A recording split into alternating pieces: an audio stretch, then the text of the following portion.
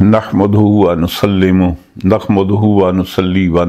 علی رسول الکریم اما بعد فاعوذ باللہ من الشیطان الرجیم بسم اللہ الرحمن الرحیم قد جاءکم برہان من ربکم وانزلنا علیکم نورا مبینا صدق اللہ مولانا العظیم وصدق رسولہ النبی الامین الکریم ونحن علی ذلک من الشاہدین والشاکرین والحمد للہ رب العالمین۔ حمد و صلوات کے بعد یہ ماہ رواں چونکہ میلاد پاک کا مہینہ ہے، سرکار دو عالم صلی اللہ علیہ وآلہ وسلم کی ولادت پا سعادت ہوئی، اس دنیا میں سرکار تشریف لائے۔ اس مناسبت سے میں سمجھتا ہوں کہ آج کی نشست میں حضور کے آمد شریفہ کے بارے میں، حضور کی تخلیق کے مقصد کے بارے میں اور حضور کی ولادت کی خوشی کے بارے میں چند باتیں عرض کریں۔ آئندہ انشاءاللہ پیر کے دن پھر حسب معمول کلام پاک کی تفسیر ہی پر گفتگو ہوگی۔ عنوان گفتگو کے لیے میں نے کلام پاک کی ایک آیہ مبارکہ تلاوت کرنے کا شرف حاصل کیا ہے۔ اللہ تعالیٰ فرماتا ہے قد جاءکم برہان من ربکم، اللہ فرماتا ہے کہ تمہارے پاس تمہارے رب کی طرف سے برہان آئی، وَأَنزَلْنَا عَلَيْكُمْ نُورٌ مُبِينًا، اور واضح روشن نور ہم نے تمہاری طرف نازل کیا۔ یہاں ایک دو باتیں عرض کرنی ہیں، اس کو ذہن میں رکھیں۔ پہلی بات تو یہ ہے کہ جب میلاد پاک کا مہینہ آتا ہے تو اکثر بیشتر سوشل میڈیا کے اوپر یا اخبارات کے اندر یہ تفصیل کے ساتھ گفتگو ہوتی ہے، جی 12 ربیع الاول تو حضور کی ولادت کا دن ہی نہیں ہے، تو آپ غلط تاریخ کا انتخاب کرتے ہیں۔ تو اس کا بہترین جواب یہ ہے کہ اگر آپ کے نزدیک 12 تاریخ حضور کی ولادت نہیں ہے تو آپ اس تاریخ کو جلوس نکالیں جس تاریخ کو حضور کی ولادت ہوئی۔ اس کا مطلب ہے آپ کا ولادت کی تاریخ سے کوئی تعلق نہیں ہے، صرف مطلب یہ ہے کہ آپ کو سرکار کے میلاد کی خوشی کا اظہار کرنا، جشن منانا، یہ اچھا نہیں لگتا۔ تاریخ اصل میں ثانوی چیز ہے، اور اگر واقعی آپ کو تاریخ کے اندر اختلاف ہے کہ قطعی طور پر یقینی 12 ربیع الاول نہیں ہے، 8 ہے یا کوئی اور ہے، تو آپ اس تاریخ کو منا لیا کریں۔ آپ تو اس کو بھی نہیں مناتے، اس کا مطلب یہ ہے کہ عذر لنگ ہے۔ دوسری بات یہ کی جاتی ہے کہ یہ میلاد پاک کا جلوس نکالنا، یہ کرنا، یہ بدعت ہے، جی یہ بدعت ہے۔ تو ہم یہ عرض کرنا چاہتے ہیں کہ پہلے آپ یہ سمجھ لیں کہ بدعت کی تعریف کیا ہے۔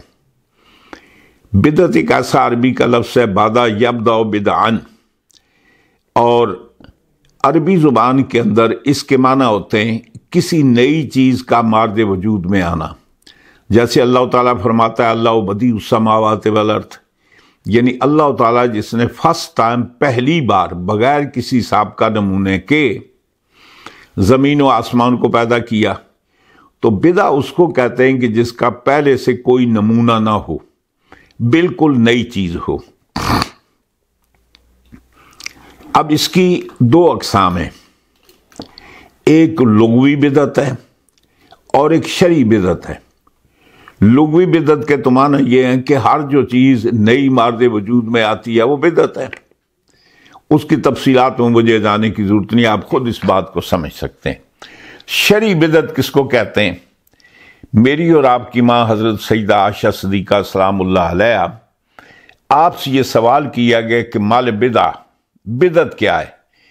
آپ نے یہ ارشاد فرمایا کہ ما لہو اصل فی الدین، بدعت اس کو کہتے ہیں کہ جس کی اصل دین کے اندر موجود نہ ہو۔ یعنی مطلب یہ ہے کہ بحیات قضائیہ جس شکل میں آپ ادا کرتے ہیں، اس شیپ میں، اس شکل میں شریعت میں موجود ہو، یا اس سے کوئی کنسر نہیں۔ ما لہو اصل فی الدین، دین کے اندر جس کی اصل نہ ہو، بنیاد نہ ہو، وہ بدعت ہے۔ حضرت عبداللہ ابن عباس، یہ میں صحابہ کا قول پیش کر رہا ہوں، کسی میاں جی کا نہیں۔ حضرت عبداللہ ابن عباس رضی اللہ تعالیٰ عنہ سے پوچھا گیا کہ آپ یہ بتائیں کہ بدعت کس کو کہتے ہیں؟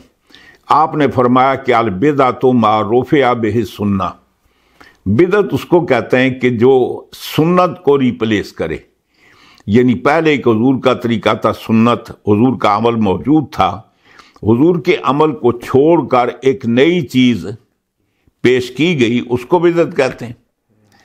تو پہلی بات یہ ہے کہ سنت شے موجود کو کہتے ہیں، معدوم کو نہیں کہتے۔ سنت کا معنی یہ ہے کہ جو حضور نے کیا، جو حضور نے کہا، یا حضور کے زمانے میں جو کیا گیا، حضور کے زمانے میں جو کیا گیا اور حضور نے اس کو منع نہیں کیا، اس کو کیا کہتے ہیں؟ سننا کہتے ہیں۔ تو حضور کا کہنا بھی شے موجود کا نام ہے، حضور نے ارشاد فرمایا، حضور نے کیا بھی۔ پہلی بات یہ ہے کہ شے معدوم کو تو سنت کہتے ہی نہیں، تو آپ میلاد کو سنت کے خلاف کیسے کہہ سکتے ہیں؟ سنت کے معنی یہ ہے کہ جو حضور نے کام کیا ہو یہ اس کے خلاف ہو، جو حضور نے نہیں کیا، نہ کرنا تو سنت ہی نہیں ہوتا ہے جی۔ تو بدعت اس کو کہتے ہیں معروف بہ سنہ۔ تفصیل کے ساتھ بہت ساری باتیں عرض کی جا سکتی ہیں۔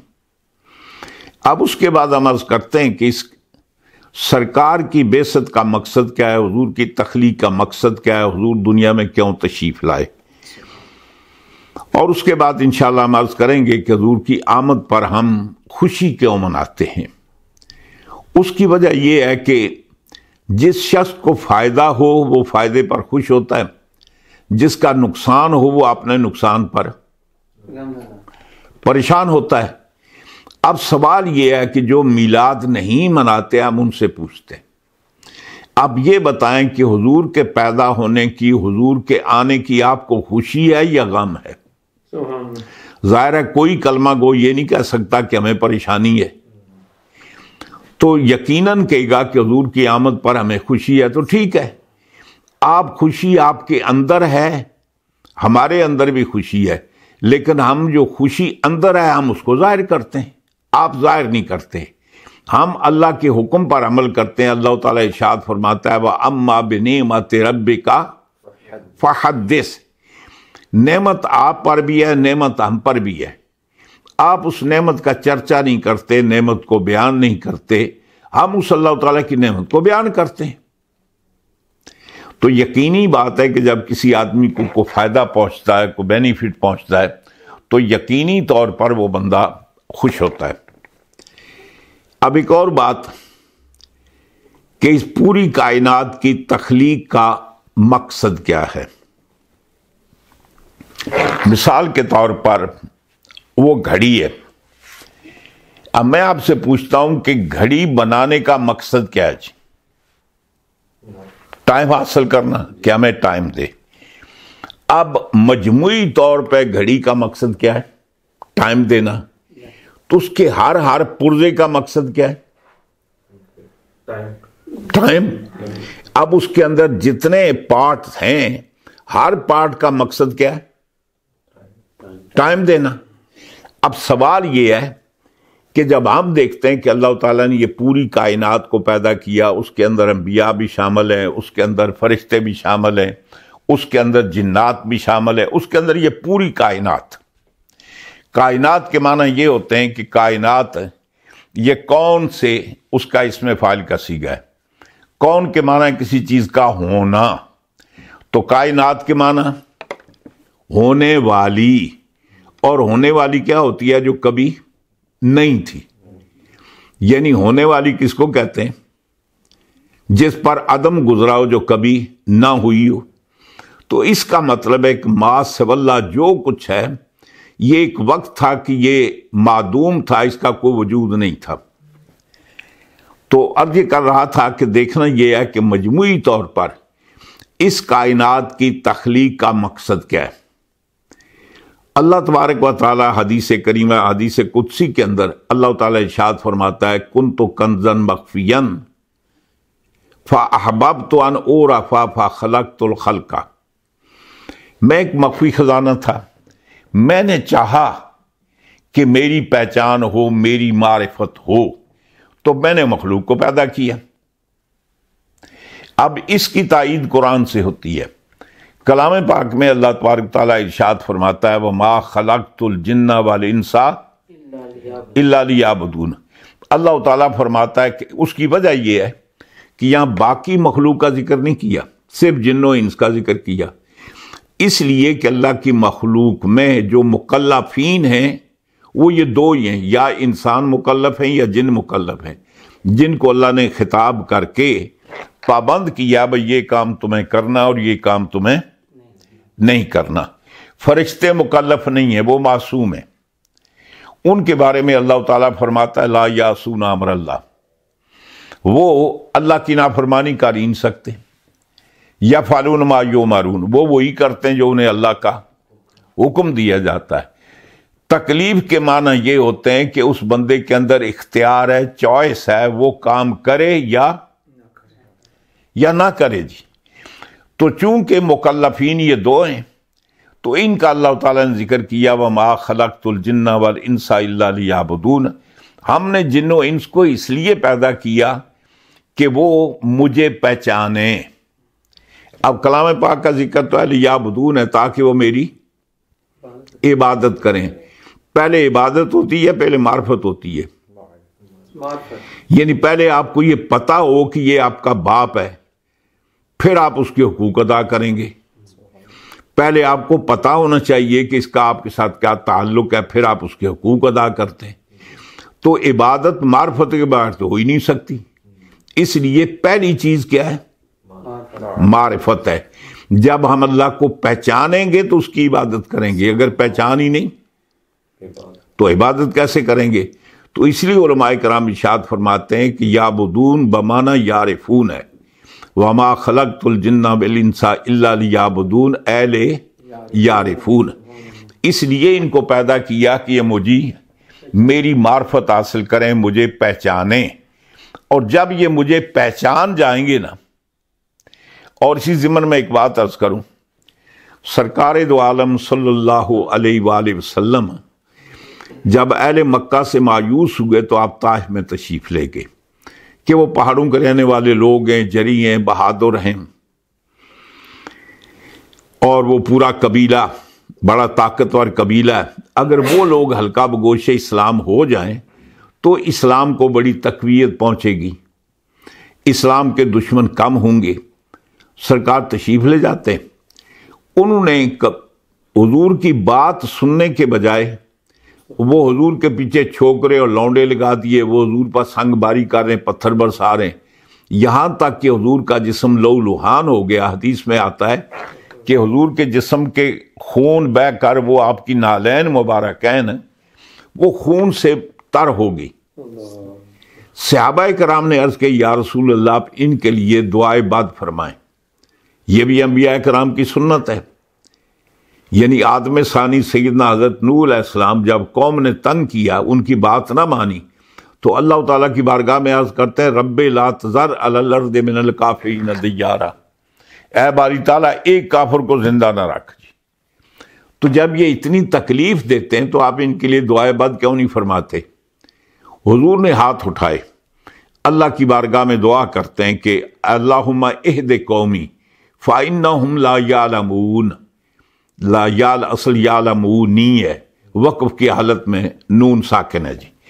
فرمایا کہ اے باری تعالیٰ میری اس قوم کو ہدایت دے، اس لیے یہ مجھے پتھر مارتے ہیں کہ مجھے جانتے نہیں ہیں، مجھے پہچانتے نہیں ہیں۔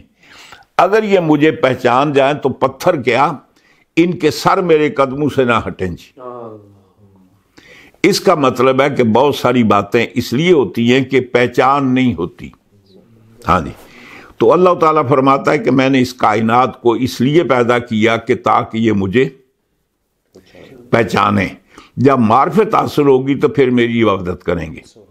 یہاں سے ایک اور بات بھی آپ کو بتاتے چلوں، یعنی اللہ تعالیٰ کی ذات وہ ہے کہ جس کی نہ ابتدا ہے نہ انتہا ہے، وہ ازلی ہے، جس کی بگننگ آغاز نہیں ہے، وہ ابدی ہے جس کی آگے اختتام نہیں ہے جی۔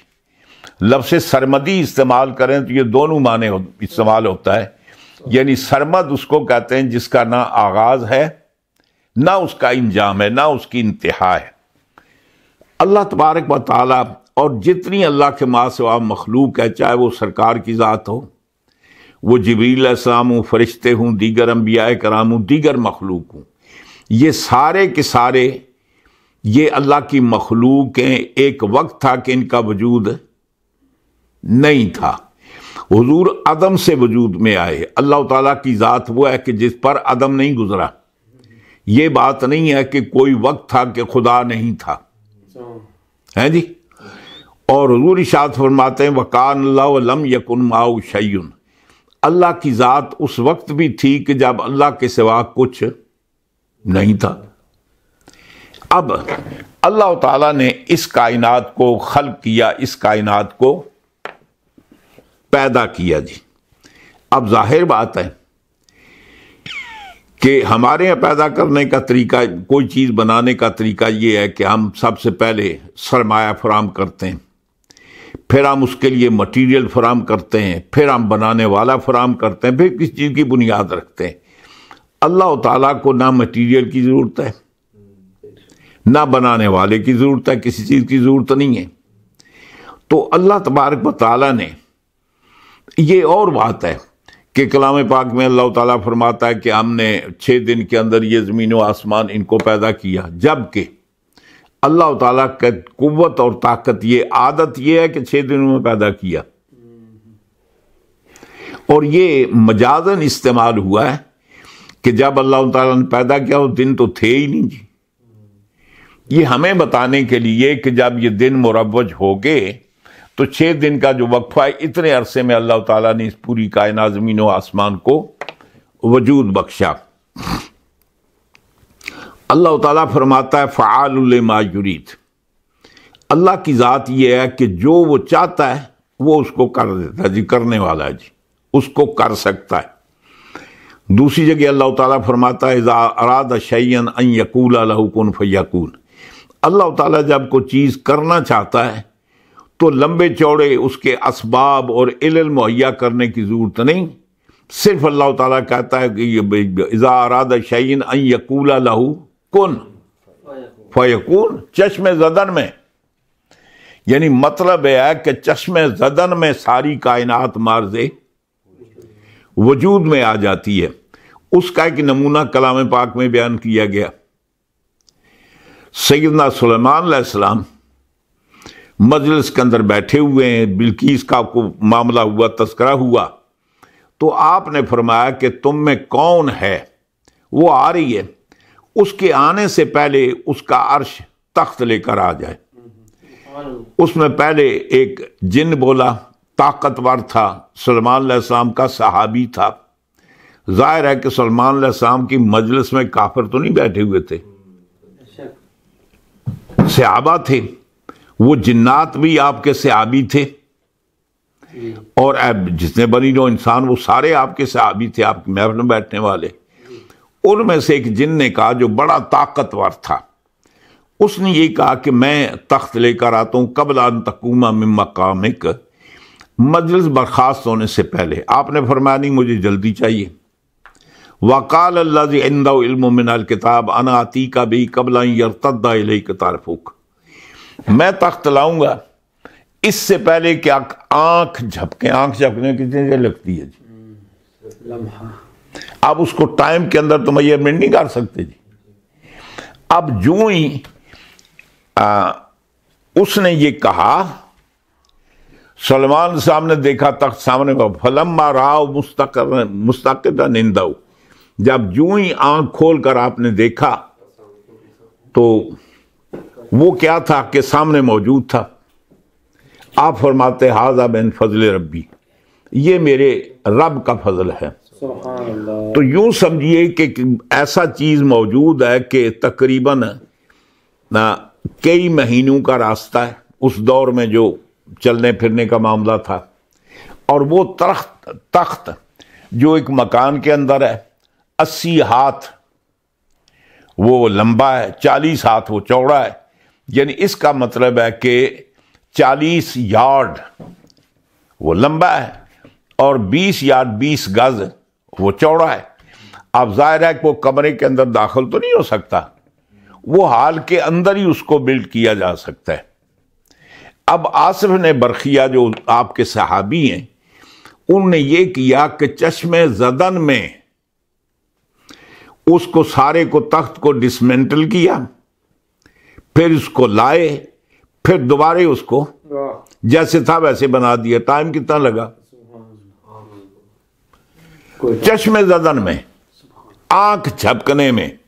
تو اللہ تعالیٰ فرماتا ہے کہ ہماری قوت یہ ہے، اذا اراد شیئا ان یقول لہ کن فیکون۔ ہم کوئی کام جب کرنا چاہتے ہیں تو ہماری وہ تو پھر آنکھ جھپنے کا ٹائم لگا ہے نا، ہم کرنا چاہتے ہیں ٹائم ہی نہیں لگتا۔ ادھر کن کہا، ادھر فیکون ہو گیا۔ یہ اللہ کی قدرت ہے، لیکن اللہ تعالیٰ نے وقفے کے اندر اس کائنات کو پیدا کیا، یہ اللہ کی عادت ہے۔ طاقت اور چیز ہے، اس کی اللہ تعالیٰ کی عادت اور ہے، فطرت یعنی اس کی جس طریقے سے اس نے کیا وہ معاملہ اور ہے۔ تو عرض کرنے کا مقصد یہ ہے کہ اللہ تعالیٰ کی ذات تھی، اللہ کے ماں سوا کچھ بھی نہیں تھا جی۔ یا ایک اور بات بھی آپ کو بتا دوں کہ اللہ تعالیٰ نے بہر صورت جب یہ ارادہ کیا کہ اس نے مخلوق کو پیدا کرنا ہے، زمین و آسمان کو پیدا کرنا ہے، انسان اور جنوں کو پیدا کرنا ہے، فرشتوں کو پیدا کرنا ہے، اس پوری کائنات کو وجود بخشنا ہے، تو کہیں نہ کہیں سے تو اس نے آغاز کیا ہوگا نا۔ مثلا آپ کو کام کرنا چاہتے ہیں تو کوئی نہ کوئی نقطہ آغاز تو ہوتا ہے کہ جہاں سے اس کام کو شروع کرتے ہیں۔ اب جب اللہ تعالیٰ خالق ہے اور اللہ تعالیٰ کی جتنی مخلوق ہے یہ کیا ہے؟ یہ مخلوق ہے، اس نے پیدا کیا، یہ پیدا ہوئے۔ یہ سارے وہ تھے کہ جن کا ایک وقت تھا کہ وجود نہیں تھا۔ جب اللہ نے پیدا کیا تو یقینی طور پر نقطہ آغاز تو ہوا ہوگا کوئی، یعنی مطلب یہ ہے کہ اللہ تعالیٰ نے سب سے پہلے بس کسی شے کو تو پیدا کیا ہوگا نا، کوئی نہ کوئی نقطہ آغاز ہوگا کہ جس سے یہ اللہ نے ابتدا کی ہوگی۔ اب سوال یہ ہے کہ جس چیز کو اللہ تعالیٰ نے سب سے پہلے پیدا کیا اس کو کسی مادے سے پیدا کیا یا بغیر مادے کے پیدا کیا؟ یعنی مطلب یہ ہے کہ اس کو کسی مٹیریل سے پیدا کیا یا وداؤٹ مٹیریل اس کو وجود بخشا؟ اگر مٹیریل سے پیدا کیا تو پھر سوال یہ ہے کہ وہ مٹیریل اللہ کی مخلوق ہے یا نہیں؟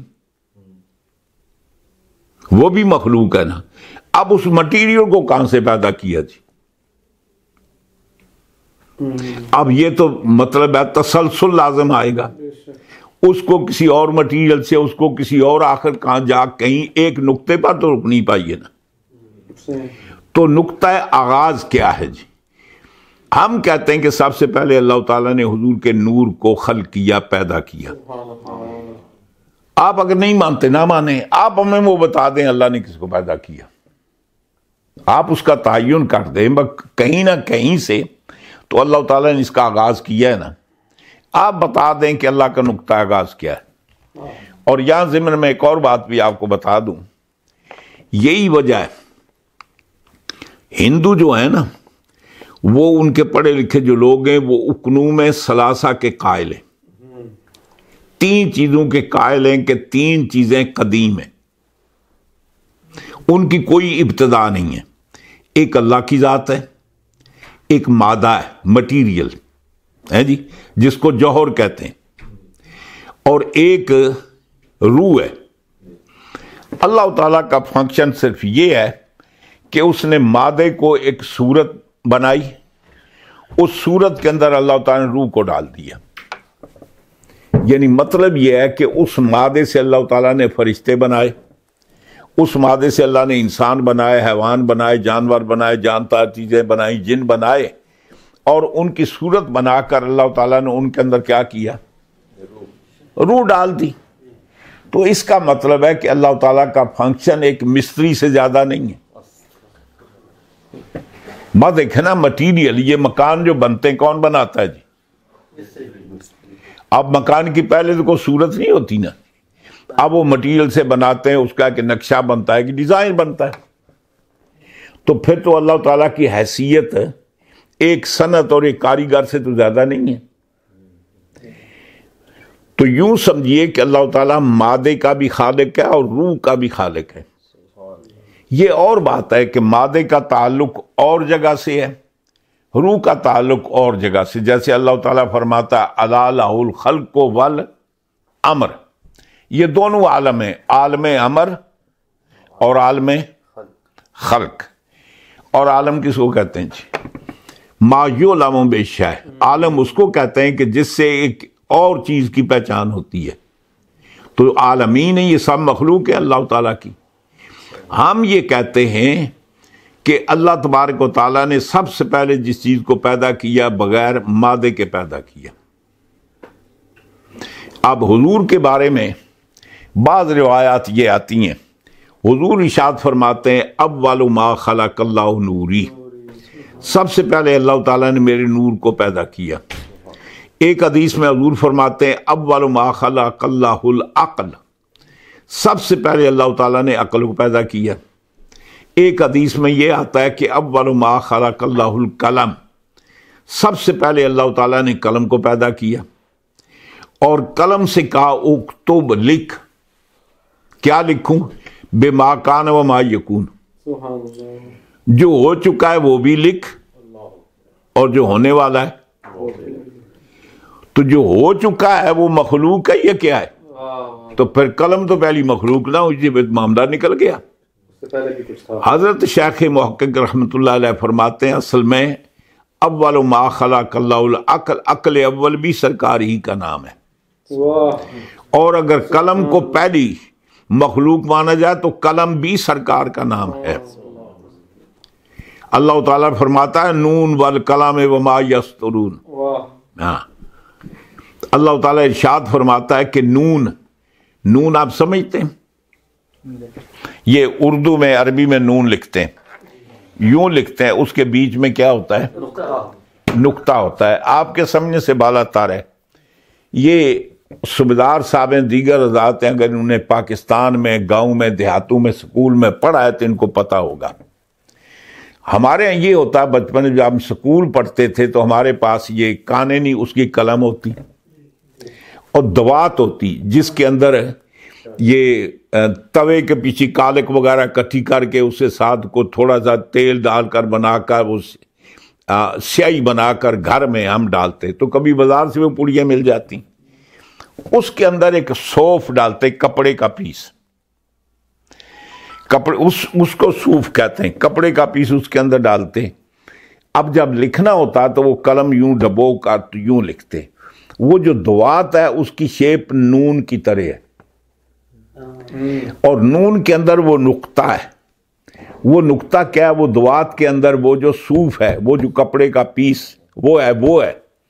تو اللہ تعالیٰ فرماتا ہے نون والقلم وما یسطرون، فرمایا کہ محبوب مجھے نون کی قسم اور اس قلم کی قسم اور اس کے لکھنے کی قسم. اس کا مطلب ہے اللہ تعالیٰ فرماتا ہے محبوب آپ کے دہانے کی قسم. یہ دہانے کی شیپ نون کی ہے نا، وہ نون ہے اور اس کے اندر زبان بحیثیت صوف کے. جی فرمایا کہ مجھے آپ کے دہانے کی قسم وما یسطرون، اور جو آپ گفتگو کرتے ہیں نا مجھے اس کی قسم. اور کلام پاک میں اللہ تعالیٰ فرماتا ہے وکیل ہی، اے محبوب مجھے آپ کے اس کے کہنے کی قسم کہ یہ قوم جو ہے وہ ایمان نہیں لاتی. تو اللہ تعالیٰ حضور کی گفتگو کی، حضور کی آواز کی، حضور کے کہنے کی قسم کھا رہا ہے. خیر، سرکار دو عالم صلی اللہ علیہ وسلم حضور فرماتے ہیں سب سے پہلے اللہ تعالیٰ نے اس چیز کو پیدا کیا. اب وہ پیدا کس سے کیا؟ ایک حدیث میں جو مصنف عبد الرزاق کے اندر حضرت جابر بن عبداللہ انصاری سے مروی ہے، اس میں حضور فرماتے ہیں انا من نور اللہ، میں اللہ کے نور سے ہوں. یہ اضافت تشریفی ہے، اضافت تشریفی ہے، وہ حقیقت میں اضافت نہیں ہے، حقیقت میں نہیں ہے، اضافت تشریفی ہے. جیسے ہم خانہ کعبہ کو کیا کہتے ہیں؟ بیت اللہ، اللہ کا گھر، اللہ وہاں رہتا ہے، اس کی عظمت بیان کرنے کے لیے اس کو بیت اللہ کہا جائے۔ مسجدوں کو کیا کہتے ہیں؟ یہ اللہ کا گھر ہے، تو باقی کو اللہ کا گھر ہے۔ یہ اضافت تشریفی ہے، اس لیے حضور کو جو نور اللہ کہتے ہیں، اللہ کا نور مضاف مضاف ہے، یہ مضافت تشریفی ہے، حقیقت سے کوئی تعلق نہیں۔ سبحان اللہ۔ اللہ تعالیٰ کی ذات وہ ہے جو تجزی کو تجسیم کو قبول نہیں کرتا۔ جب اس کا جسم نہیں ہے، جب جسم نہیں تو وہ جز کو قبول نہیں کرتا جی، اجزاء کو، تجزی کو قبول نہیں کرتا۔ جب جسم ہوتا ہے تو جسم اس کو کہتے ہیں کہ 3 ڈائمینشن، یعنی جو چیز لمبی ہو، چوڑی ہو، گہری ہو، آپ اس کی پیمائش کر سکیں، تو وہ جسم کیا ہوتا ہے؟ معدود ہوتا ہے، لامحدود نہیں ہوتا۔ ہم کہتے ہیں اللہ اکبر، اللہ بہت بڑا ہے، تو اگر وہ جسم رکھتا ہے تو جسم کہیں محدود ہوگا نا، تو جس دائرے میں جسم ہے وہ دائرہ بڑا ہے جی۔ اللہ زمانے میں نہیں آ سکتا، اللہ مکان میں نہیں آ سکتا۔ ہم لوگ بہت سارے یہاں بیٹھے ہیں تو ہم کہاں ہیں؟ مکان کے اندر۔ ہم بڑے یا مکان بڑا ہے؟ اگر آپ کو یہ کہا جائے کہ کسی بندے کو آپ اس گلاس میں گھس جائیں تو آپ میں کوئی ہے جو گلاس میں داخل ہو؟ کیوں؟ بندہ بڑا ہے، گلاس چھوٹا ہے۔ تو بڑی چیز چھوٹی میں نہیں آ سکتی، چھوٹی چیز بڑے میں آ سکتی ہے۔ تو اگر اللہ تعالی مکان میں آ جائے تو اس کا معنی یہ ہے کہ مکان بڑا ہے اور اللہ چھوٹا ہے۔ جب مکان میں آ گیا تو پھر اللہ تعالیٰ معدود ہو گیا۔ جب معدود ہو گیا تو پھر وہ جسم رکھتا ہے، جب جسم رکھتا ہے تو پھر اس کی کانٹ چھانٹ بھی ہو سکتی ہے، پھر اس کو تقسیم بھی کیا جا سکتا ہے، اس کے ٹکڑے بھی کیے جا سکتے ہیں۔ اللہ تعالیٰ نہ مکان کے اندر محدود ہے، نہ زمانے میں محدود ہے۔ اب زمانہ ہے، مثال کے طور پہ آپ میں کوئی بندہ ہے جی، اس کی عمر ہے 50 سال، تو کیا 50 سال سے پہلے وہ تھا؟ نہیں تھا نا۔ زمانہ تھا یا نہیں؟ زمانہ تھا۔ مثال کے طور میں اپنی بات کرتا ہوں، جب میں پیدا نہیں ہوا تھا تو زمانہ تو تھا، جب میں نہیں رہوں گا تو زمانہ تو رہے گا۔ تو مجھے تو زمانے نے گھیرا ہوا ہے، ایک طرف ماضی ہے، ایک طرف مستقبل ہے، بیچ میں پھنسا ہوا میں ہوں۔ تو اللہ تعالیٰ زمانے میں تو آ نہیں سکتا جی۔ زمانے میں آ جائے تو اس کا مطلب زمانہ بڑا ہے اور اللہ چھوٹا ہے، وہ زمان و مکان سے پاک ہے۔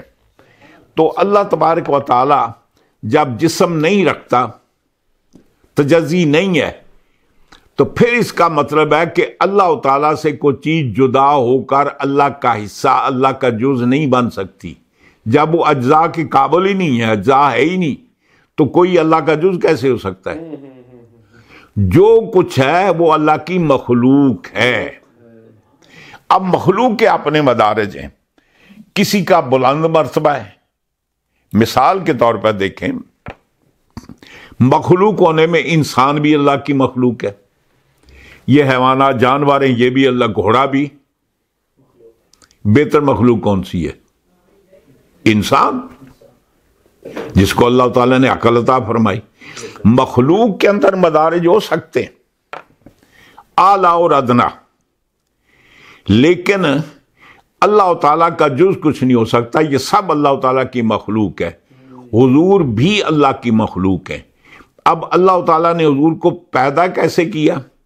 رب تعالیٰ فرماتا اذا اراد شیئا ان یقول لہ کن فیکون، جب خدا نے اپنی معرفت کرانی چاہی، مخلوق کو پیدا کرنا چاہا، تو سب سے پہلے جس ہستی کو پیدا کیا وہ سرکار دو عالم صلی اللہ علیہ وسلم کی ذات ہے۔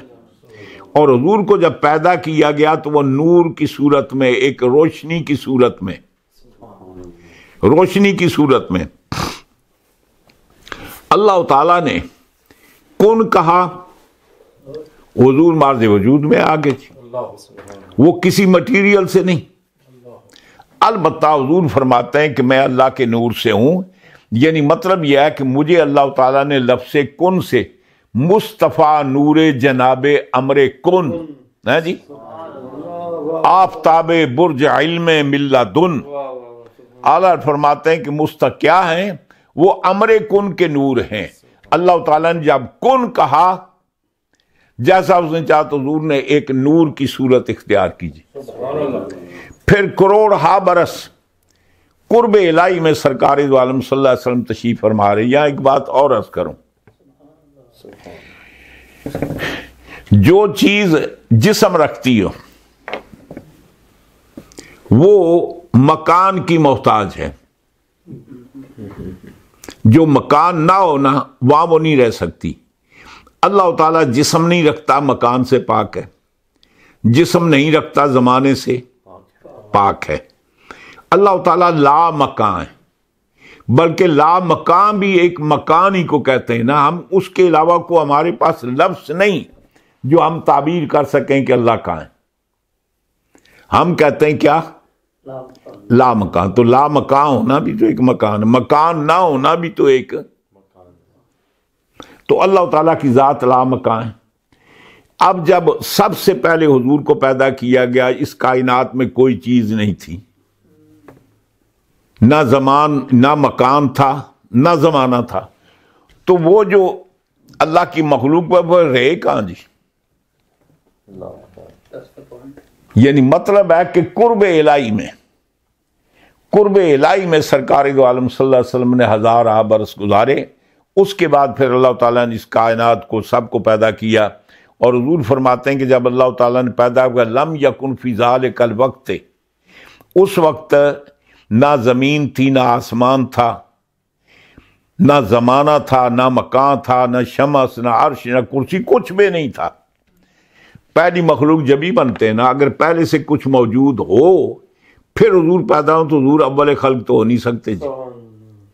تو قرب الہی میں رہے۔ بہرحال جو بھی صورت ہو، حضور کیا ہے؟ اللہ کی مخلوق ہیں۔ جس طریقے سے میں مخلوق ہوں، آپ مخلوق ہیں، حضور بھی اللہ کی مخلوق ہیں، لیکن فرق یہ ہے کہ حضور خلق اول ہیں، نمبر 1۔ نمبر 2، یہ جو اللہ تعالیٰ نے پوری کائنات پیدا کی ہے، کس کے لیے پیدا کی؟ آپ مکان بناتے ہیں جی، کو مقصد ہوتا ہے نا جی، آپ کو مکان تعمیر کرتے ہیں، یا رہنے کے لیے بناتے ہیں، یا مکان مسجد کے لیے بناتے ہیں، یا مکان فیکٹری کے لیے بناتے ہیں جگہ، یا مکان دکان کے لیے بناتے ہیں۔ یعنی کوئی نہ کوئی پرپز ہوتا ہے نا، آپ کو ضرورت ہوتی ہے مکان کی، آپ مکان بناتے ہیں۔ یہ جو اللہ تعالیٰ نے پوری کائنات پیدا کی، اللہ کو اس کی ضرورت ہے؟ اگر ضرورت ہوتی تو اس کے وجود سے پہلے اللہ نے کیسے وقت پاس کیا جی؟ جب اللہ تھا اور یہ کچھ نہیں تھا، تو اللہ تعالیٰ کو اس کے کچھ ہونے یا نہ ہونے سے کوئی فرق نہیں پڑتا جی۔ جب اللہ کی ضرورت ہی نہیں ہے تو پھر اللہ تعالیٰ نے یہ کائنات بنائی کیوں جی؟ جب اللہ کی ضرورت نہیں ہے تو یہ مکان کیوں بنائی جی؟ یہ کائنات کیوں بنائی جی؟ اصل قصہ یہ ہے، یہ اللہ تعالیٰ نے کائنات کسی اور کے لیے بنائی۔ جیسے کلام پاک میں اللہ تعالیٰ فرماتا ہے، هو الذی خلق لکم فی الارض جمیعا۔ اللہ تعالیٰ فرماتا ہے کہ وہ اللہ کی ذات جس نے تمہارے لیے یہ زمین و آسمان کی ہر چیز بنائی۔ بنائی اللہ نے کس کے لیے؟ ہمارے لیے۔ خلق لکم، تمہارے لیے، یا لام آتا ہے انتفاع کے لیے، تمہارے بینیفٹ کے لیے، تمہارے فائدے کے لیے، تمہاری ضرورت کے لیے۔ تو یہ پوری کائنات اللہ تعالیٰ نے، اللہ کو تو ضرورت نہیں ہے، اللہ تعالیٰ نے یہ پوری کائنات سرکار دو عالم صلی اللہ علیہ وآلہ وسلم کے لیے یہ کائنات بنائی۔ اور اصل میں کہتے ہیں کہ اللہ تعالیٰ کو سب سے پہلے جو چیز لاحق ہوئی وہ کیا ہے؟ مثال کے طور پر فار ایگزامپل ہم کہتے ہیں کہ ہمیں جب کوئی چیز کرنا چاہتے ہیں، کوئی تمنا پیدا ہوتی ہے، کوئی خواہش ہوتی ہے، تو اس کو مطلب ہے کہ اللہ تعالیٰ کو سب سے پہلے جب اللہ نے یہ کائنات پیدا کی تو اس کائنات کی تخلیق سے پہلے ارادہ تھا تو پینا جی، وہ ارادہ کیوں تھا جی؟ یوں سمجھیے کہ سب سے پہلے جو اللہ تعالیٰ کو چیز لاحق ہوئی ہے وہ محبت ہے۔ سبحان اللہ۔ اس محبت کی تکمیل کے لیے اللہ تعالیٰ نے پھر سرکار کو پیدا کیا، جن سے پیار تھا، محبت تھی، اور پھر حضور کے لیے اس پوری کائنات کو وجود بخشا۔ حضور کے دوستوں کے لیے جنت کو، دشمنوں کے لیے جہنم، یہ زمین و آسمان سب سرکار کے لیے، اور اس کے بعد اللہ تبارک و تعالیٰ نے سرکار کے غلاموں کے لیے یہ پوری کائنات کو وجود بخشا۔ تو یہ بنایا اللہ تعالیٰ نے کس کے لیے؟ سرکار دو عالم صلی اللہ علیہ وآلہ وسلم کے لیے۔ اب حضور کو کیوں بنایا؟ اپنی معرفت کے لیے، اپنی پہچان کے لیے۔ حضور اللہ تعالیٰ کی پہچان بن کر آئے۔ یہاں ایک اور بات بھی عرض کروں، اللہ تبارک تعالیٰ کی ذات وہ ہے، نہ اس کی ذات میں کوئی شریک ہے، نہ اس کی صفات میں کوئی شریک ہے، نہ اس کے اسماء میں کوئی شریک ہے، نہ اس کے افعال میں کوئی شریک ہے۔ یعنی چار چیزیں نا اس کائنات پر پورا غور کریں، پانچویں چیز آپ فائنڈ آؤٹ نہیں کر سکتے۔ یا وہ ذات ہے، یا وہ وصف ہے، یا وہ نام ہے، اور یا وہ کام ہے۔ پانچویں چیز کوئی نہیں ہے۔ تو یوں سمجھیے کہ اللہ تعالیٰ کی نہ ذات میں کوئی شریک ہے، نہ صفات میں کوئی شریک ہے، نہ اللہ کے اسماء میں کوئی شریک ہے، نہ اللہ کے افعال میں کوئی شریک ہے۔ یہ چار چیزیں نا، نہ تو اللہ کی ذات میں کوئی شریک ہے، نہ اس کی صفات میں کوئی شریک ہے، نہ اس کے اسماء میں کوئی شریک ہے، اور نہ اس کے افعال میں کوئی شریک ہے۔ اللہ تبارک و تعالیٰ لا شریک ہے۔ اس کی ذات میں شریک کوئی نہیں، لیکن ذات کے مظاہر ہیں۔ ذات میں شریک کوئی نہیں، لیکن ذات کے مظاہر، ظاہر کرنے والے موجود ہیں۔ صفات میں شریک کوئی نہیں، لیکن صفات کے مظاہر موجود ہیں۔ اسماء میں شریک کوئی نہیں، لیکن اسماء کے مظاہر موجود ہیں۔ اللہ تعالیٰ کے افعال میں کوئی شریک نہیں، لیکن افعال کو ظاہر کرنے والے ہیں۔ اب اس پوری کائنات پر غور کریں، آپ کو چار چیزیں نظر آئیں گی۔ یا وہ جو چیز ہے وہ اللہ کی ذات کی مظہر ہے، یا وہ چیز اللہ کی صفات کی مظہر ہے، یا وہ چیز اللہ کے اسماء کی مظہر ہے، یا وہ چیز اللہ کے افعال کی مظہر ہے۔ ہاں جی، اب میں آپ سے پوچھتا ہوں، اللہ کی ذات ایک ہے یا متعدد ہے؟ ایک ہے نا۔ اللہ کی ذات کا مظہر بھی ایک ہے۔ اللہ کی صفات لاتعداد ہیں، کافی ہیں، اس کے مظاہر بھی کافی ہیں۔ اللہ کے اسماء بھی بہت ہیں، اس کے مظاہر بھی بہت ہیں۔ اللہ کے افعال بھی بہت ہیں، اس کے مظاہر بھی بہت ہیں۔ اب میں عرض کرنا چاہتا ہوں، مثال کے طور میں ہوں، آپ ہیں، ہم کون ہیں جی؟ ہم اللہ کے افعال کے مظہر ہیں۔ ہم اللہ کے افعال کے مظہر ہیں۔ ایک بہت اچھا آدمی کاریگر ہے، اس کی کاریگری کا ظہور کیا ہے؟ جو چیز اس نے بنائی ہے وہ چیز ظاہر کرتی ہے کہ یہ اچھا کاریگر ہے۔ سمجھ گئے نا جی؟ اللہ خالق ہے، اللہ رازق ہے، اللہ محیی ہے، اللہ ممیت ہے۔ اللہ تعالیٰ خالق ہے، پیدا کرنے والا۔ ہم نے مخلوق ہو کر بتا دیا کہ ہم اللہ کے خالق ہونے کے مظہر ہیں جی۔ آپ بتانا چاہتے ہیں کہ اللہ خالق ہے تو اس کی وہ سند کہاں ہے؟ ہم موجود ہیں جی، ہمیں اس نے پیدا کیا ہے۔ اللہ تعالیٰ رازق ہے، رزق دیتا ہے۔ ہم نے رزق کھا کر بتایا کہ ہم مرزوق ہیں، اللہ کے رزاق ہونے کے مظہر ہیں۔ اللہ موت دیتا ہے، ہم نے موت کو قبول کر کے بتایا۔ اللہ تعالیٰ زندگی دیتا ہے، ہم نے زندہ ہو کر بتایا کہ ہمیں زندگی دینے والا کون ہے؟ اللہ۔ ہمیں موت دینے والا کون ہے؟ ہم زندہ ہیں تو بھی اللہ تعالیٰ کے مظہر ہیں، مر جائیں تو بھی اللہ کے افعال کے مظہر ہیں، ہم رزق پائیں تو بھی اللہ کے افعال کے مظہر ہیں، پیدا ہوں تو بھی اللہ کے افعال کے مظہر ہیں۔ یوں سمجھیے کہ یہ باقی جتنی مخلوق، چرند پرند، جو کچھ بھی ہے، بحیثیت مخلوق کے یہ سارے کیا ہیں؟ یہ اللہ تبارک و تعالیٰ کے افعال کے مظہر ہیں، فعل کے مظہر ہیں۔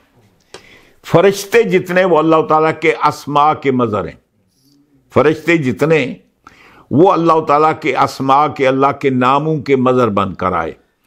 یہ جتنے انبیاء کرام ہیں وہ اللہ کی صفات کے مظہر ہیں۔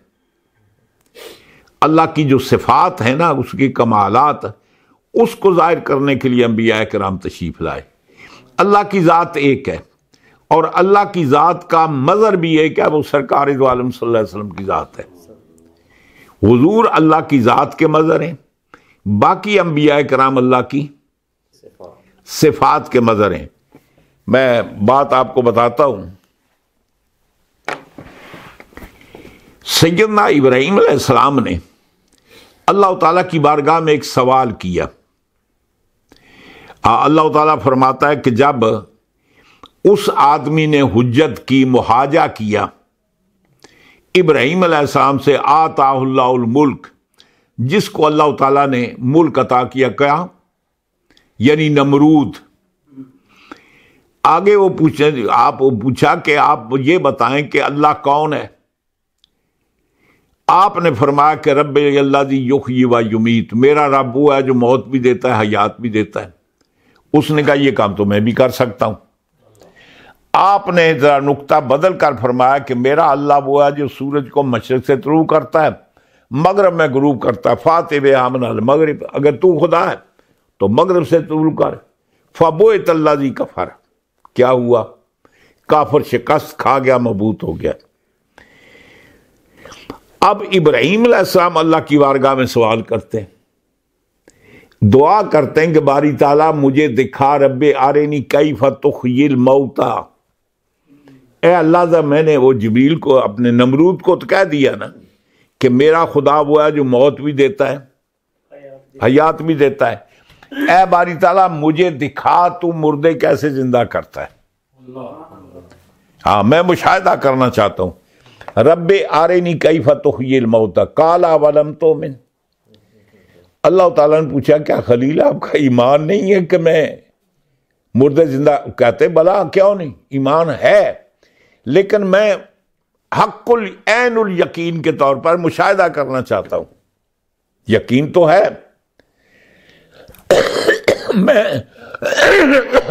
عین الیقین مشاہدہ حاصل کرنا چاہتا ہوں۔ رب تعالیٰ نے فرمایا خذ اربعۃ من الطیر، آپ 4 پرندے پکڑ لیں، فصرہن الیک، اور انہیں اپنی طرف مانوس کر لیں، ان کو سدھار لیں، یعنی جب انہیں بلائیں تو آپ کے بلانے پر آ جائیں۔ جیسے ہمارے ہاں جانور نہیں ہم رکھتے ہیں جی، تو جب ان کو ہم سے مانوس ہو جاتے ہیں تو جب ان کا نام لے کر بلاتے ہیں، وہ بلی ہو، کتا ہو، کوئی بھی فوراً بھاگ کر آتا ہے۔ فرمایا فصرہن الیک، اپنی طرف مانوس کر لیں، اور پھر یہ کریں ان کو ذبح کریں، جسم کے ٹکڑے ٹکڑے کریں، اور ان کو مختلف جو اس ایریے میں پہاڑ موجود ہیں، پہاڑوں کے اندر جا کر ان کو پھینک دیں، اور پھر کیا کریں؟ ثم ادعوہن، پھر ان کے نام لے کر بلائیں گے۔ جیسے ہمارے یہاں نہیں وہ جانوروں کے نام بلات، چمبات وغیرہ وغیرہ، آپ ان کے نام رکھیں اور ان ناموں سے ان کو پکاریں۔ تو فرمایا ثم ادعوہن یاتینک سعیا، وہ دوڑتے ہوئے آپ کے پاس آئیں گے۔ اب ابراہیم علیہ السلام نے جب ان کا نام لیا تو ایک پرندہ ہے، اس کا مطلب ہے کہ پر کہیں پڑے ہوئے ہیں، گوشت کے ٹکڑے کو اس پہاڑ پر ہیں، کو اس پر ہیں، کو اس پر ہیں، علی کل جبل منہن جزء، جتنے پہاڑوں تک آپ پہنچ سکتے ہیں ہر پہاڑ پر ان کا جز رکھیں جی۔ اب نتیجہ یہ ہوا کہ آپ کا بلانا تھا، وہ ذرات اٹھے اور جڑے، پر لگے، ہڈیاں بیچ میں لگی، پرندہ کمپلیٹ ہوا اور چشم زدن میں ابراہیم علیہ السلام کے قدوں میں آ گیا جی۔ فرمایا سمدہن، پھر آپ ان کو بلائیں، یاتینا کا سایہ، وہ بھاگتے ہوئے آپ کے پاس آئیں گے۔ فلما تبین لہ، جب آپ نے کیا اور یہ بات کلیئر ہوگی، عین الیقین حاصل ہو گیا، تو اللہ کی بارگاہ میں عرض کریں بار تعالیٰ میں تو پہلے بھی مانتا تھا، مجھے یقین ہے کہ تو ہر چیز پر قادر ہے۔ آپ نے مطالبہ کیا نا، اللہ تعالیٰ نے پورا کیا یا نہیں کیا؟ کیا۔ حضرت عزیر علیہ السلام بیت المقدس میں یا کسی بستی میں جا رہے تھے، قرآن کہتا ہے او کالذی مر علی قریۃ وہی خاویۃ علی عروشہا، یا اس شخص کی مثال جو ایک بستی سے گزرا اور بستی کی حالت یہ تھی کہ جتنے مکان وہ اوپر کا حصہ نیچے، نیچے کا اوپر جی، سارے کا سارا بستی تباہ ہوئی، نہ کوئی مکان باقی ہے، نہ کوئی مکین باقی ہے، نہ کوئی دکان باقی ہے، نہ کوئی دکاندار باقی ہے، نہ کوئی چیز باقی ہے، نہ کوئی خریدنے والا باقی ہے، ویران پڑا ہوا شہر۔ آپ نے زندگی میں پہلے اس شہر کو بڑا آباد دیکھا تھا، تو سوچنے لگے انا یحیی ھذا الذی، یعنی اللہ تعالیٰ اس کے مرنے کے بعد یہ جو تباہ ہو گیا ہے دوبارہ اللہ کیسے زندہ کرے گا؟ او کالذی مر علی قریۃ وہی خاویۃ علی عروشہا، وہ اپنے چھتوں پر الٹے گرے ہوئے، اور فرمایا کہ انا، اللہ تعالیٰ اس کو دوبارہ کیسے زندہ کرے گا؟ تو رب تعالیٰ نے یہ کیا کہ فاماتہ اللہ مئۃ عام، اللہ تعالیٰ نے 100 سال کے لیے ان پر موت طاری کر دی۔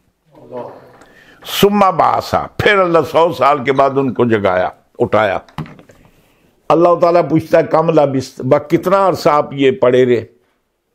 آپ نے کہا یومن و بعد یوم، یا تو پورا دن گزر گیا یا دن کا تھوڑا حصہ گزرا ہے۔ وہ شام، مطلب ہے کہ صبح کے وقت گزرے نا جی، یہ واقعہ پیش آیا، اور جب دوبارہ اٹھایا گیا اس وقت شام کا وقت تھا۔ انہوں نے سوچا یا تو آج ہی صبح کا وقت ہے، جب میں آ رہا تھا تو سو گیا، ابھی اٹھاؤں، دن کا کچھ حصہ ہے، یا ہو سکتا ہے کل کا واقعہ ہو، کل سویا ہوں اور آج اٹھاؤں۔ آپ نے فرمایا یومن او بعد یوم، یا پورا دن یا دن کا کچھ حصہ۔ رب تعالیٰ فرماتا ہے بل لبثت مئۃ عام، آپ 100 سال ٹھہرے رہے۔ فانظر الی طعامک و شرابک لم یتسنہ، آپ اپنے کھانے پینے کو دیکھیں کہ ان پر ٹائم ہی نہیں گزرا۔ سنہ، یہ سنن کے 2 معنی ہوتے ہیں، ایک اس کے معنی خراب ہونے کے، ایک اس کے معنی ٹائم گزرنے کے، دونوں معنی کر سکتے ہیں۔ یعنی 100 سال گزرنے کے باوجود وہ کھانا تر و تازہ، وہ جو ٹپن میں لائے تھے نا، وہ یوں کا یوں جو ترکاری تھی وہ گرم ہے، روٹیاں گرم ہیں، لم یتسنہ، اسی پوزیشن میں ہے۔ اور آگے اللہ تعالیٰ فرماتا ہے وانظر الی حمارک، آپ ذرا گدھے کو دیکھیں جس پر سوار ہو کر آئے تھے، ہڈیاں بکھری ہوئی ہیں۔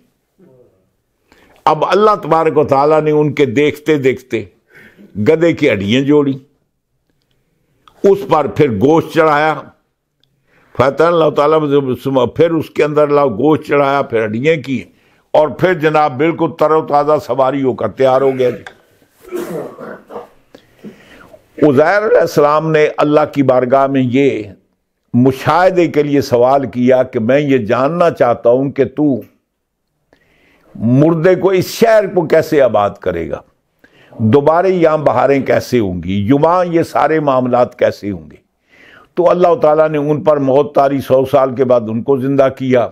گدھا بھی مر گیا تھا، اس کو بھی دوبارہ زندہ کیا۔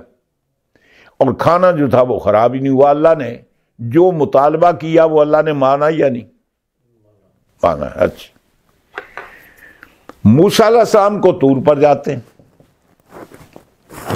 جب اللہ تعالیٰ سے شرف ہم کلامی سے مشرف ہوئے نا تو کلام الہی میں وہ لطف، وہ پیار، وہ محبت پیدا ہوئی نا، تو سوچنے لگے کہ جس کا کلام اتنا حسین، میں آواز نہیں کہہ رہا ہوں، جس کا کلام اتنا حسین ہے اس کی صورت کیسے ہوگی؟ وہ خود کتنا حسین ہوگا، خوبصورت نہیں کہہ سکتے، اس لیے کہ اللہ صورت سے پاک ہے. وہ کتنا حسین ہوگا، کتنا جمیل ہوگا، ہے جی، حسن والا ہوگا. تو اللہ تعالیٰ نے اللہ کی بارگاہ میں عرض کرتے ہیں رب ارنی انا انظر الیک، اے باری تعالیٰ تو اپنا آپ مجھے دکھا، میں تجھے دیکھنا چاہتا ہوں، آنکھیں ٹھنڈی کرنا چاہتا ہوں. رب تعالیٰ فرماتا ہے لن ترانی، آپ نہیں دیکھ سکتے. اب ادھر کلیم ہے، ادھر اصرار بڑھتا گیا، ادھر سے انکار بڑھتا گیا. جب اللہ تعالیٰ نے یہ دیکھا کہ یہ میرا کلیم تو پیچھے ہی پڑ گیا، یہ تو مطلب ہے سٹل اس کے مصر ہیں، اب کیا کیا جائے. رب تعالیٰ نے فرمایا کہ اے موسیٰ پھر ایسے کرو نا، فانظر الی الجبل، اس پہاڑ کو دیکھیں، فَإِنِ اسْتَقَرَّ مَكَانَهُ فَسَوْفَ تَرَانِی، اگر یہ پہاڑ اپنی جگہ قائم رہا تو پھر آپ بھی مجھے دیکھ سکیں گے. پھر اللہ نے کیا کیا، فَلَمَّا تَجَلَّى رَبُّهُ لِلْجَبَلِ جَعَلَهُ دَكًّا وَخَرَّ مُوسَىٰ صَاعِقًا، اللہ تعالیٰ نے اپنے نور کی تجلی ڈالی پہاڑ پر، پہاڑ پورے کا پورا جل کر خاکستر ہو گیا جناب، سرما بن گیا. موسیٰ علیہ السلام بے ہوش ہو کر زمین پر تشریف لا ہوگی. اب فلما افاقہ، جس وقت موسیٰ علیہ السلام کو افاقہ ہوا نا، ہوش قائم ہوئے، وہ کہتے ہیں نا موسیٰ ز ہوش رفت بیک پرتب صفات تو عین ذات را میں نگری در تبسمی. فرماتے ہیں کہ ایک پرتب صفات سے موسیٰ علیہ السلام ہوش چلے گئے.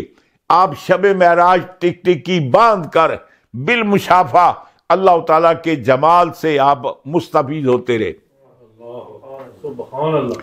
اب جب موسیٰ علیہ السلام کو ہوش آیا تو کہتے ہیں اللہ میری توبہ، میں نے جو سوال کیا مجھے سوال نہیں کرنا تھا. سمجھ گئے نا جی. ابراہیم علیہ السلام نے اللہ کی بارگاہ میں عرض کیا باری تعالیٰ تم مردے کیسے زندہ کرتے ہیں؟ اللہ نے کیا کیا؟ دکھا دیا. عزیر علیہ السلام نے تعجب کا اظہار کیا، اللہ نے دکھا دیا. موسیٰ علیہ السلام کو طور پر جاتے ہیں، پہلے تو اللہ تعالیٰ نے فرمایا کہ تو کو طور پر آنے سے پہلے آپ کو روزے رکھنے پڑیں گے. ہاں روزے رکھیں تاکہ آپ کے روح کے اندر بالیدگی اور قوت پیدا ہو، تاکہ آپ میرا کلام برداشت کر سکیں، اس کو سمجھ سکیں.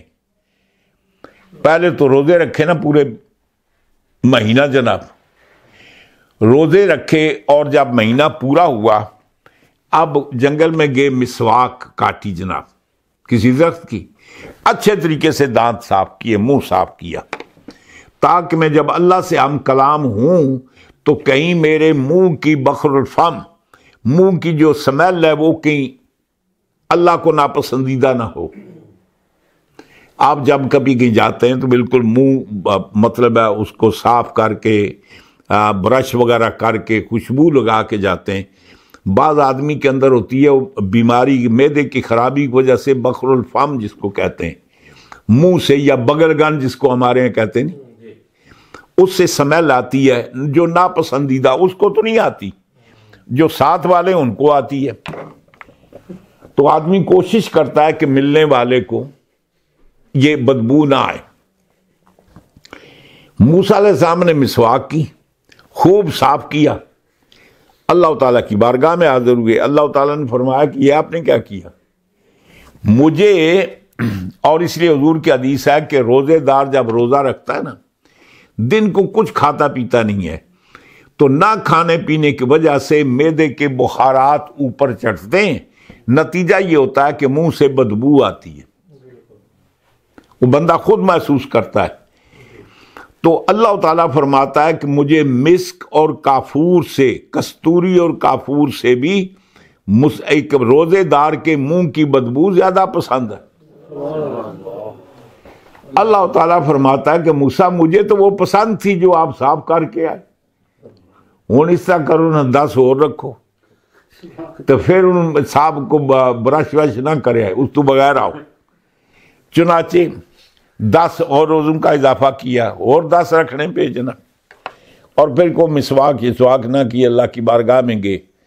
अल्लाह ताला ने फरमाया कि फखला ना अलैक इन्नका बिलवादिल मुक़द्दस तुआ, ये जिस वादी में आई बड़ी पाकीज़ा, तो आप नालैन जूते उतार कर आए। अच्छा, चिरा भी कटवाया, रोजे भी रखवाए, जूते भी उतरवाए। बातचीत हुई, जब दीदार का मुतालबा किया तो इनकार हो गया। जब ये चूंकि कलीम थे ना, अल्लाह ताला के मकबूल बंदे, जब इधर से इसरार बढ़ा तो अल्लाह अपने बंदू की बात मानता है। जब इसरार बढ़ा तो फिर अल्लाह ताला ने मुतबादल उनको दिखाया कि ये आपकी सलाहियत नहीं है, आप मुझे नहीं देख सकते। और एक और हदीस के अंदर आता है, हुजूर ने फरमाया जब मूसा अलैहिस्सलाम को तूर पर गए ना, तो जगह जगह दरख्त में लिखा हुआ आता कि ला तक़रब माल अल यतीम, यतीम के माल के पास करीब ना जाओ। अब मूसा अलैहिस्सलाम सोचते हैं मैंने तो सारी जिंदगी में यतीमों का तहफ़्फ़ुज़ किया है, बेवाओं का तहफ़्फ़ुज़ किया है, मिस्कीन लोगों का तहफ़्फ़ुज़ किया है, और मैं तो यतीमों का मुहाफ़िज़ हूं, मैंने तो कभी किसी यतीम का माल नहीं खाया। बाद में पता चला कि ऐ मूसा, ये दुर्रे यतीम मेरा दीदार मोहम्मद की अमानत है, मेरी जात एक है, मेरी जात का मज़हर सिर्फ वो है, पहले वो मेरा दीदार करेगा, फिर जन्नत में सब मोमिनों को कराएंगे। यानी दुल्हन बिला तमसील, दुल्हन जब शबे उरूसी में जाती तो उसका चेहरा देखने वाला सिर्फ उसका खामद होता है, बिला तमसील। अल्लाह ताला फरमाता है कि मेरा दीदार सबसे पहले मेरा महबूब करेंगे, जिसके लिए ये पूरी कायनात पैदा की है, उनके सदके में फिर क़यामत के दिन फिर सारे जनती मुझे देख लिया करेंगे, सबको दीदार होगा, लेकिन पहले दीदार मेरे महबूब का होगा। तो मूसा अलैहिस्सलाम की बात इसलिए नहीं मानी गई कि वो सिफात के मज़र थे, जात का मुतालबा कर बैठे। अल्लाह ताला का देखना, इसका ताल्लुक अल्लाह की जात के साथ है, उसका मुर्दे जिंदा करना ये अल्लाह की सिफत है। वो सिफात के मज़र थे, सिफत का मुतालबा किया, अल्लाह ताला ने दिखा दिया। अल्लाह की ज़ात के मज़र सिर्फ प्यारे मुस्तफ़ा सल्लल्लाहु अलैहि वसल्लम की ज़ात है, ये अल्लाह की ज़ात के मज़र बन कर आए। दीगर अंबिया कराम अल्लाह की सिफात के मज़र बन कर आए। जितने फरिश्ते वो अल्लाह ताला के अस्मा के मज़र हैं। हम और आप जितने बैठे हुए हम अल्लाह के अफ़ाल के मज़र हैं। हमने रिज़्क़ खा कर अल्लाह के रज़ाक होने की ज़हूर हमारे दम से है।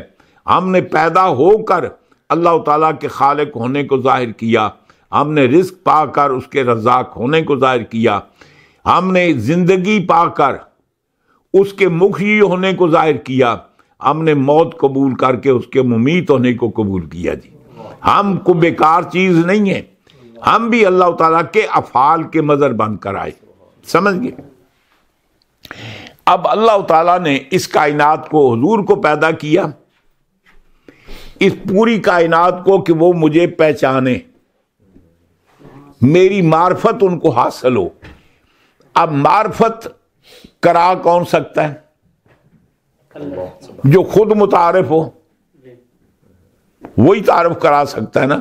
या तो वो खुद बंदा तारुफ कराए अपना, लेकिन या खुद तारुफ कराए, या फिर जो उसको जानने वाला वो उसका तारुफ कराए।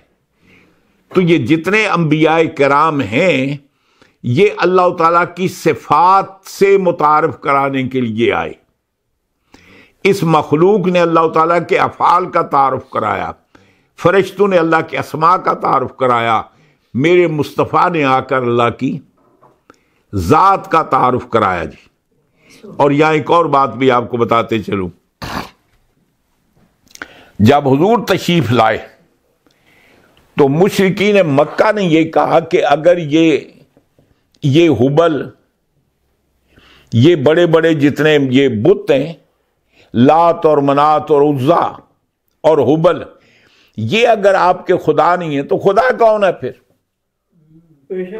آپ اس کی ڈیفینیشن بیان کریں، تعارف کرائیں، خدا کیا ہے؟ رب تعالیٰ نے اپنے تعارف میں سورہ اخلاص کو نازل کیا۔ اللہ تعالیٰ فرماتا ہے محبوب ہم آپ کو بتاتے ہیں، بتائیں ان کو، کل کہہ دیجئے هو اللہ احد، پہلی بات یہ ہے کہ اللہ ایک ہے، وحدہ لا شریک ہے، جو خدا ہوتا ہے وہ ایک ہی ہوتا ہے، متعدد نہیں ہو سکتے۔ دوسرا فرمایا اللہ الصمد، اللہ بے نیاز ہے، وہ نیاز مند نہیں ہے، اس کو کسی کی ضرورت۔ یہ جتنی اللہ کی مخلوق ہے ہر شے کو کسی نہ کسی کی ضرورت ہے، وہ صرف اللہ کی ذات ہے جس کو کسی کی ضرورت نہیں۔ اور دوسرا الصمد کا معنی یہ ہے ہم سارے کے سارے وسائل کے، اسباب کے محتاج ہیں، اللہ تعالیٰ کی ذات اسباب کی محتاج نہیں ہے، سمجھ گئے؟ پھر فرمایا کہ اللہ کون ہے، یعنی پہلی بات اللہ کی صفت یہ ہے کہ وہ ایک ہے، دوسری بات وہ نیاز ہے، کسی شے کی اس کو ضرورت نہیں، تیسری بات لم یلد، اس کا کوئی بیٹا نہیں ہے، ہاں جی، کوئی اولاد نہیں ہے، اور فرمایا تو وہ تو کسی کی اولاد ہوگی، فرمایا ولم یولد، وہ بھی کسی کی اولاد نہیں ہے، اور آگے فرمایا لم یکن لہ کفوا احد، اور اس کا کوئی قبیلہ نہیں ہے، کوئی فیملی نہیں ہے، کوئی برادری نہیں ہے۔ تو اللہ تعالیٰ نے اپنی ڈیفینیشن اپنے حضور کی زبان سے لوگوں کو بتایا کہ مجھے پہچاننا چاہتے ہیں، میری پہچان بتاؤ کہ وہ ایک ہے، وہ بے نیاز ہے، وہ کسی کے گھر میں اس نے جنم نہیں لیا، نہ اس کے ہاں کسی نے جنم لیا، نہ اس کا کوئی باپ ہے، نہ اس کا کوئی بیٹا ہے، نہ اس کی کوئی جورو ہے، اور نہ اس کا کوئی قبیلہ ہے، خاندان ہے۔ تو سرکار تشریف لائے اللہ تعالیٰ کی معرفت پہچان کرانے کے لیے کہ اللہ کون ہے، تو فرمایا کہ حضور اللہ کی ذات کے منظر بن کر آئے، حضور کی پہچان کے لیے آئے۔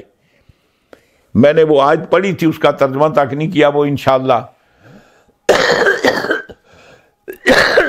پھر موقع ملا عرض کریں گے۔ اللہ تعالیٰ فرماتا ہے قد جاءکم برہان من ربکم، فرمایا کہ تمہارے پاس میری طرف سے برہان آ گیا۔ برہان کلام پاک کے اندر یہ دو معنوں میں استعمال ہوا ہے، برہان کے معنی معجزہ اور برہان کے معنی دلیل۔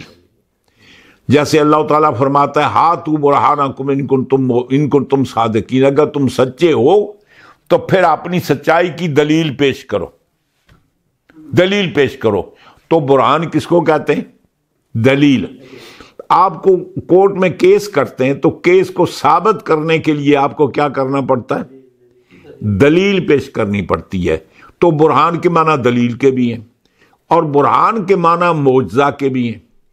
جیسے اللہ تعالیٰ موسیٰ علیہ السلام فرماتا ہے ذانے کا، فرمایا کہ برہان آنے، یہ دو ہم نے آپ کو معجزے عطا فرمائے، ایک وہ عصا کا معجزہ اور ایک جب آپ اپنے ہاتھ بغل کے نیچے دباتے تو چاند کی طرح چمکتا جی۔ فرمایا ذانے کا برہان آنے، یہ اللہ کی طرف سے دو برہان آپ کو دیے، دو معجزے دیے۔ تو برہان کے معنی معجزہ، برہان کے معنی دلیل۔ اللہ تعالیٰ فرماتا ہے تمہارے پاس میری طرف سے معجزہ آیا، میری طرف سے دلیل آئی، یعنی سرکار اللہ کا معجزہ بن کر آئے اللہ کی طرف سے، سرکار اللہ کی دلیل بن کر آئے۔ دلیل کس کی ہوتی ہے؟ بغیر دعوے کے دلیل تو نہیں ہوتی نا۔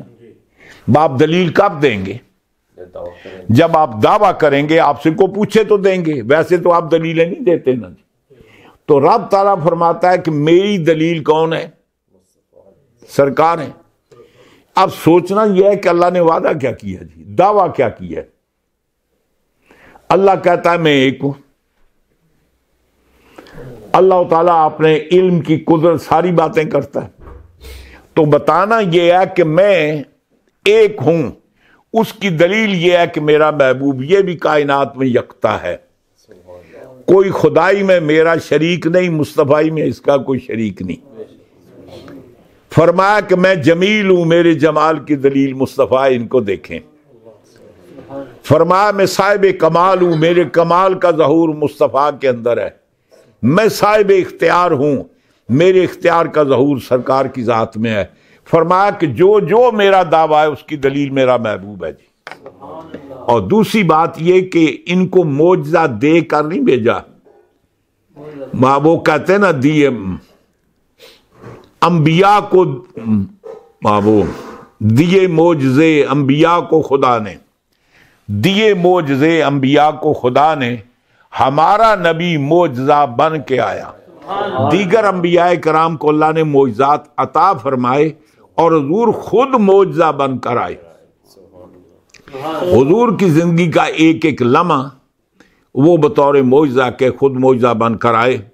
باقی بات انشاءاللہ میں کوشش کروں گا کہ چونکہ میلاد کا مہینہ ہے تو باقی مضمون انشاءاللہ آئندہ پیر کو اگر آپ وقت پر تشریف لائیں گے تو باقی بہت ساری باتیں انشاءاللہ آپ کو بتائیں گے کہ سرکار دو عالم صلی اللہ علیہ وسلم وہ اللہ کی برہان بن کر آئے، اللہ کی دلیل بن کر آئے، اللہ کی طرف سے معجزہ بن کر آئے، اور پھر کیا کیا حضور نے کس طریقے سے اللہ تعالیٰ کے کمال کا ظہور کیا، یہ انشاءاللہ آئندہ آنے والی نشست میں جو ہمارے پاس وقت ہے اس وقت میں کوشش کریں گے کہ وہ اس کو کمپلیٹ کر سکیں۔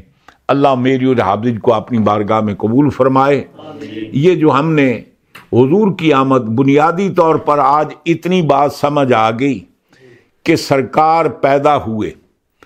ہم خوشی اس لیے مناتے ہیں کہ سرکار کے آنے سے ہمیں قرآن ملا، سرکار کے آنے سے ہمیں ایمان ملا، سرکار کے آنے سے ہمیں خدا ملا، سرکار کے آنے سے ہمیں خدا کی معرفت ہوئی۔